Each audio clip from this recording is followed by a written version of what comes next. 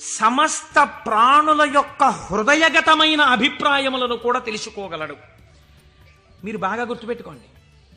మీరు చేస్తున్న పూజని చూసి నేను పూజ చేసుకుంటున్నాను అనుకోండి, ఉదాహరణ, వేరొకరి మీద ఎందుకు పెట్టాలి? నేను పరమ డాంబికంగా ఇన్ని పువ్వులు పెట్టుకుని ఓం నిధనపతయే నమః, ఓం నిధనపతాంతికాయ నమః, ఓం ఊర్ధ్వాయ నమః, ఓం ఊర్ధ్వలింగాయ నమః అన్న పూజామందిరంలో కూర్చుని పుష్పార్చన చేస్తున్నాను అనుకోండి. మీరు కోటేశ్వరరావు గారు ఉన్నారా అండి అని హాల్లోకి వచ్చి కూర్చున్నారనుకోండి. ఆహాహా, ఏం పూజ చేస్తున్నాడండి కోటేశ్వరరావు, నిజంగా ఏమి ఉచ్చారణ, ఏమి నామాలు చెప్తున్నాడు అని మీరు ఇక్కడ గబగబా సోఫాలో కూర్చున్న వారి కింద కూర్చుని కళ్ళు మూసేసుకుని, ఇప్పుడు ఆయన ఇలా పువ్వులు వేస్తుంటారు, ఇలా నామం చెప్తుంటారని మీకు ఆ నామాలు రాకపోయినా మనస్సులో ఇలా ఇలా మీ చెయ్యి అంటూ మీరు పువ్వులు వేసేస్తూ మీరు కూర్చున్నారు. అక్కడ పూజ చేస్తున్న నేను నామాలు నోటితో చెప్తున్నాను, కానీ నా మనస్సు రేపు ఉదయం నేను పెళ్ళికి వెళ్ళాలి, ఈ పెళ్ళికి వెళ్ళినప్పుడు మనం 10ంటికి ఆఫీస్కి వెళ్ళిపోగలమా, లేకపోతే 1 గంట పర్మిషన్ పెట్టి 11 గంటలకు వెళ్ళిపోగలమా, ఒకవేళ వాళ్ళు భోజనానికి ఉండిపోమ్మంటే దీన్ని వంట చేయమని చెప్పడమా, అక్కర్లేదులే భోజనానికి ఎడదామందామా, భోజనానికి ఎడదామంటే ఇది మీరు వచ్చి నన్ను తీసుకెడతారా ఆఫీస్కి అయితే అంటుందేమో. ఇప్పుడు ఎక్కడున్నాను నేను వాళ్ళ ఇంట్లో పెట్టే భోజనం దగ్గర ఉన్నాను. పైకి ఏం చేస్తున్నాను? ఓం నిధనపతయే నమః, ఓం నిధనపతాంతికాయ నమః. నా పూజ వింటున్నవాడు, హాల్లో కూర్చున్నవాడు ఏం చేస్తున్నాడు? ఆయన కోటేశ్వరారు ఎంత బాగా పూజ చేసుకుంటున్నారో అని తను వచ్చిన పని మర్చిపోయి తను రమించిపోయి ఇక్కడ ఈశ్వరుణ్ణి చూస్తూ ఆయన పాదాల మీద బొడ్డు మల్లెలు వేసేస్తున్నాడు. ఇప్పుడు పూజ చేసిన ఫలితం ఈశ్వరుడు ఎవరికి వేస్తాడో తెలుసా అండి? హాల్లో కూర్చుని ఆయనకి వేస్తాడు. కోటేశ్వరరావుకి ఏం వేస్తాడో తెలుసా అండి? ఆయన పూజ చేసుకునేటట్టుగా గట్టిగా నామాలు చెప్పిన ఫలితం వేస్తాడు. చూసారా? ఇది సర్వజ్ఞత. ఇది మీకు దొరకదు. మీరేమంటారు? నేను బయటకు వస్తే కోటేశ్వరరావు పూజ చేసుకున్నారంటారు. హృదయగతమైన అభిప్రాయమును పట్టగలిగిన వాడు. అందుకే శివానందలహరిలో శంకరాచార్యుల వారు మాట అన్నారు, వటుర్వా గేహీవా ఇతిరపి జటీవా తదితరో నరోవా యక్కశ్చిద్భవతు భవకింతేన భవతి యదీయం హృత్పద్మం యది భవతధీనం పశుపతేః తదీయస్త్వం శంభో భవసి భవభారంచ వహసి. నువ్వు వటువా మాకు చెప్పకు. నేను ఉపనయనం చేసుకున్న వటువునండి, ఏం కావాలి మాకైతే? నువ్వు సంధ్యావందనం చేస్తావా, గాయత్రి చేస్తావా చెప్పు. గేహీవా, నేను గృహస్థాశ్రమంలో ఉన్నాను, అయితే ఎవరికి గొప్ప? గేహీవా ఇతిరపి జటీవా తదితరో, అబ్బో మిగిలిన ఆశ్రమాలు ఏవైతే కానివ్వండి, మాకేమిటి గొప్ప? ఇవి కాదు. నీ మనస్సుని ఈశ్వరుడి పాదముల మీద పెట్టడం నీకొచ్చా? నీకొస్తే చెప్పు. ఈశ్వరుడు నీ వెంట పరిగెడుతున్నాడు, నీ మనస్సు అక్కడ పెట్టడానికి నువ్వు చేస్తున్నటువంటి పరిశ్రమకు పూజ అని పేరు. నీకు అది అలవాటు అవ్వడానికి పూజ చేస్తున్నావు. నువ్వు అది అలవాటు అయిపోతే ఎక్కడున్నా పూజ చేయగలవు, అంటే దాని అర్థం పూజ మానేయమని కాదు.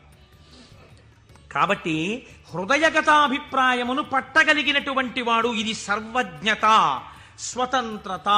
ఇవి 2 ముడిపడి ఉంటాయి ఈశ్వరుడితోటి. అన్నీ చూస్తుంటాడు ఏకకాలమునందు. సమస్త చరాచర జగత్తులో ఉన్నటువంటి ప్రాణుల యొక్క హృదయాంతర్గత భావములను తాను చూస్తాడు. చూసి ఆ భావముల యొక్క పరిపుష్టి చేత మోక్షాన్ని కూడా అనుగ్రహించేస్తాడు. మీకు పైకి దొరకదు, మీకు ఒక్క నాటికి పైకి చూస్తే దొరకదు. నేను మీకు దీనికి ఒక ఉదాహరణ చెప్తాను. మనం ఇవి వినటం చేతనే పరమశివుడు ప్రసన్నుడవుతాడు. పెరియ పురాణం అని మనకి నాయనార్ల చరిత్ర చెప్తుంది. అందులో శాక్య నాయనార్ అని ఒక నాయనార్. ఆయనకి గొప్ప శివభక్తి తత్పరుడు.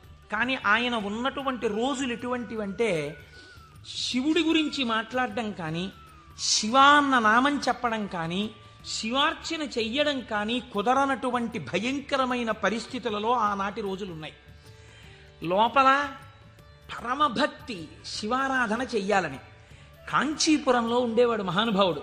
శివలింగాన్ని ఒక దాన్ని తీసుకొచ్చి రోడ్డు మీద పెట్టారు ఆ రోజుల్లో. ఈయన కోరిక ఏమిటంటే మనసులో ఒక్కసారి ఆ శివలింగం దగ్గరికి వెళ్ళి ఇన్ని పువ్వులు పట్టుకొని కాస్త 2 నామాలు చెప్ప శివలింగం మీద పూలెయ్యాలని.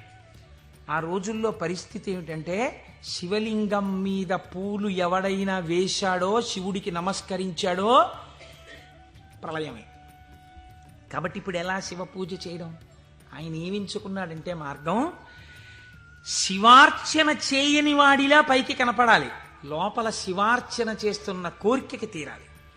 అందుకని ఆయన అటుగా వెడుతూ రోజు అన్నం తినే ముందు కళ్ళంబట నీళ్లు పెట్టుకుని, శివ నీ పూజ చెయ్యకుండా ఎలా తిననయ్యా అన్నమని ఆ రోడ్డు మీద ఉన్న శివలింగం దగ్గరికి వెళ్ళి, శివుడివా నువ్వు శివుడివా అనో రాయి తీయడం. ఇంత పెద్ద చామంతి పువ్వు నా చేత్తో పట్టుకున్నాను అనుకుని శివట నిలబడే శివుడు.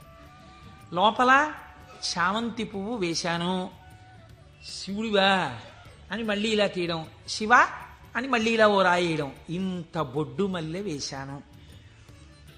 పరమశివుడి పాదాల మీద ఏం పడ్డాయో తెలుసా అండి? చామంతి పూలు మల్లెపూలు పడ్డాయి. చూసే వాళ్ళందరూ ఏమనుకున్నారో తెలుసా అండి? వీడు అసలు నిజంగా మన మాట వింటున్నవాడు, చూసావా శివలింగం మీద రాళ్ళు వేస్తున్నాడు వీడు, వీడిని మనం చాలా గౌరవంగా చూడాలనుకున్నాం. లోకానికి అర్థం అవుతుందా, శివుడికి అర్థం అవుతుందా? శివుడికి అర్థం అవుతుంది. ఇది శాక్యనాయనార్ జీవితం, ఇంతే ఆయన పూజ. ఇది ఆర్తిలోంచి వచ్చిన పూజ. ఒకరోజు ఆయన అన్నం తినడానికి కూర్చున్నాడు, భార్య వడ్డించింది. వడ్డిస్తే అన్నం తినబోయాడు. శర్వహ అనో నామం జ్ఞాపకానికి వచ్చింది. ఈ అన్నం నాకు పెట్టినవాడు శంకరుడు, లోపలికెడితే జీర్ణం చేస్తున్నవాడు శంకరుడు, అగ్నిని ఆదేశించి అన్నాన్ని ఉడికేటట్టుగా నా ఇంట పాచకుణ్ణి చేసినవాడు శంకరుడు, నీటిగా ఈ అన్నం ఉడికేటట్టు కలిసినవాడు శంకరుడు. నేను శంకరుణ్ణి, నేను పశువు తిన్నట్టు ఈ అన్నం తినడానికి వచ్చాను. ఇవాళ శివలింగం మీద 4 పువ్వులు వేయడం మర్చిపోయానని అన్నపు పళ్ళెం దగ్గర లేచి భార్యకి చెప్పకుండా పరుగున శివలింగం దగ్గరికి వెళ్ళాడు. పూజ చేయకూడదు, పరిస్థితులు ఎలా ఉన్నాయి? నిలబడి 4 రాళ్ళు తీసి శివుడివా అని మళ్ళీ వేశాడు. వేస్తూ ఇంతకన్నా చెయ్యలేకపోతున్నానయా అని కన్నుల నీరు కార్చాడు. వెంటనే ఈశ్వరుడు ఆయనకి నటరాజమూర్తిగా సాక్షాత్కరించి తనలోకి కలిపేసుకున్నాడు. ఇప్పుడు మీరు చెప్పండి, శాక్యనాయనార్ జీవితంతో మీకేమర్థమవుతోంది? మహేశ్వరుడన్న శబ్దం చేత మీ సంకల్పములను, మీ హృదయ శుద్ధిని, మీ చిత్తశుద్ధిని చూడగలిగినవాడు. ఇది ఆయన స్వతంత్రత. ఇప్పుడు మీరు బాహ్యంలో ఆయన లోపల చేసింది మీకు తెలియదు. అంటే శంకరుడి మీద రాళ్లు వేసినటువంటి వాడికి మోక్షం ఇచ్చినవాడు శంకరుడు అని మీరు సిద్ధాంతం చేశారనుకోండి, మీరు నేను అలా వేస్తే ప్రమాదాలు వస్తాయి. కాబట్టి లోపల ఏ భావనతో ఒక్క రాయి వేసినా దాన్ని భావనకి అనుగుణంగా తీసుకుని ఉద్ధరించి, చాలు పొంగిపోయాను రా నీ భక్తికని అన్నం విడిచిపెట్టి 4 రాళ్లతో పూజ చేసిన వాడికి మోక్షం ఇచ్చినవాడు. ఇలా చేస్తే మోక్షం ఇవ్వాలని ఏమైనా రూల్ ఉందా? అలా నియమాలేం ఉండవు. ఈశ్వరుడి స్వతంత్రత, ఆయన ఇయ్యగలడు. ఇది మహేశ్వర శబ్దము చేత ప్రతిపాదింపబడుతుంది. ఇది ఆయన శక్తికి లోపం ఉండదు. ఆయన ఇది చేశాడు కాబట్టి ఇంక ఇది చెయ్యలేడని మీరు చెప్పలేరు. ఆయన శక్తి క్షీణించిపోయిందండి, ఆయన అలిసిపోయాడండి, అలా ఏం ఉండదు. నిరంతర ఉత్సాహముతో ఉంటాడు. ఎప్పుడు ఆయన శక్తి క్షీణించడం అన్నది ఉండదు. అటువంటి వాడెవడో సర్వజ్ఞత, తృప్తి అన్న మాట ఎప్పుడు వస్తుందండి? మీరు చూడండి, ఒక ఆయనకి పెద్ద బంగళా ఉంది, కానీ ఆయన ఎప్పుడు ఎక్కడ కూర్చుని ఉంటారంటే ఆ ఇంటి పెరట్లో ఓ చక్కటి పూలతోట ఉంది, అందులో ఆయన ఒక ఈజీ చైర్ వేసుకుని అందులో కూర్చుని ఉంటారు. ఎక్కువ మా దొరగారు ఎక్కువగా వేప చెట్టు కింద కూర్చుని ఉండేవారు.